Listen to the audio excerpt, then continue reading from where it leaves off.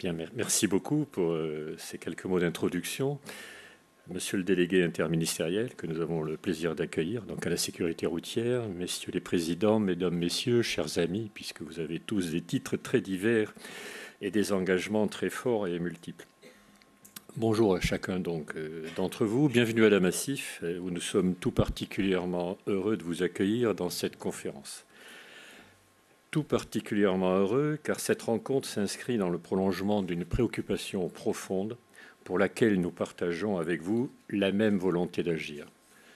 Je dis avec vous car la Massif est bien sûr partenaire du CEREM, vous venez de le rappeler, mais aussi parce que dans cette démarche plus globale de prise en compte des êtres humains dans leur diversité, nous croyons à la conjugaison des volontés et au regroupement des forces. Pour agir à bon escient, de la manière la plus efficace possible, nous avons besoin de partenaires qui nous apportent leur expertise et avec lesquels nous pouvons partager différentes initiatives. Sortis de nos métiers d'assurance, donc, nous avons en effet conscience de nos lacunes.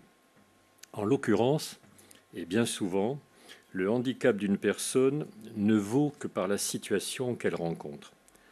Si le passage d'une porte est conçu de manière suffisamment large au départ, un fauteuil passe normalement et personne ne se pose de questions. Il en est de même pour la tribune où je me trouve. Et là, je fais amende honorable. Si nous avions travaillé comme il le fallait, son accès serait adapté aux personnes à mobilité réduite. Ce n'est pas tout à fait le cas, même s'il y a eu quelques progrès, et c'est bien regrettable. Mais nous ferons mieux la prochaine fois. Dans le cadre de la démarche Massif Egalis, dont l'objet est de favoriser l'accès des sociétaires et des prospects à toutes nos informations et services, nous avons eu, là, cette prise de conscience.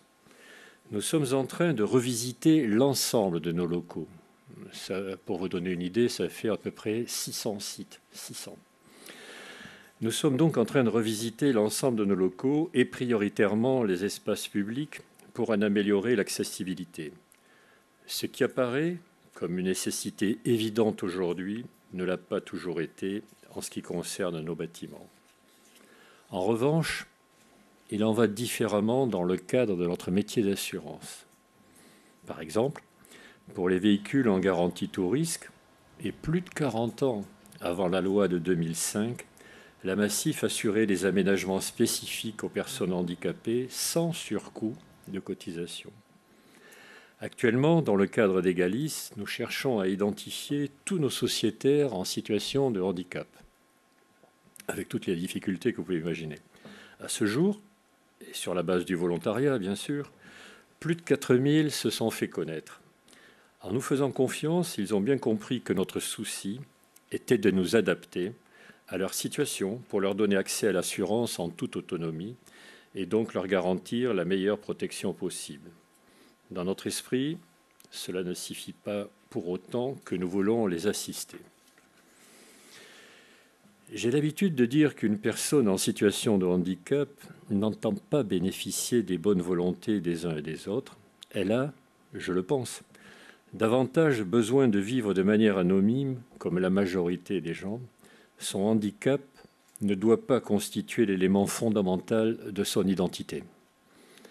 La démarche de la Massif s'inscrit dans le prolongement des valeurs qu'elle porte, des valeurs de respect des individus et d'utilité sociétale que nous intégrons à notre activité, d'assureur donc, chaque fois que cela est possible. En prenant en compte les spécificités liées aux différentes formes de handicap, nous agissons pour que le plus vite possible, ces spécificités n'en soient plus, mais deviennent tout simplement des normes. Pouvoir accéder à la conduite automobile dans les meilleures conditions, y compris de sécurité bien sûr, est un élément majeur d'autonomie, d'insertion ou de réinsertion des personnes en situation de handicap. Nous le savons bien, conduire une voiture peut permettre d'avoir une vie sociale et professionnelle, d'être libre de ses actions, de prendre toute sa place dans la société. Je me réjouis donc que les travaux de cette conférence creusent toutes ces questions liées au handicap et à la conduite automobile. Mais ce que je souhaite surtout, c'est qu'ils contribuent activement aux nombreuses évolutions que nous attendons tous car, et nous le savons bien aussi, il y a urgence. La demande de certains de nos citoyens est forte et leur besoin d'autonomie est grand, et ils le manifestent avec force de plus en plus, ce qui est bien.